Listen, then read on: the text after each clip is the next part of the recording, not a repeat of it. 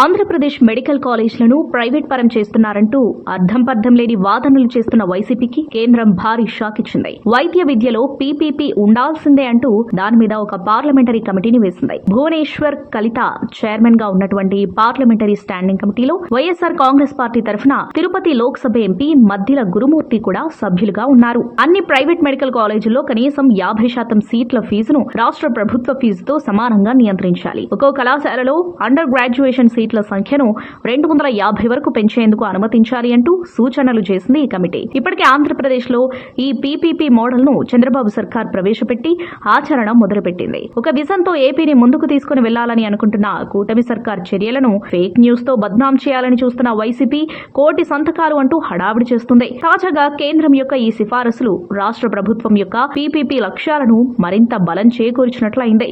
అదే సమయంలో PPP model పై అర్థం లేని జగన్ మాటలకు చెంపపెట్టు లాంటి సమాధానం ఇదే అంటూ కామెంట్స్ వినిపిస్తున్నాయి.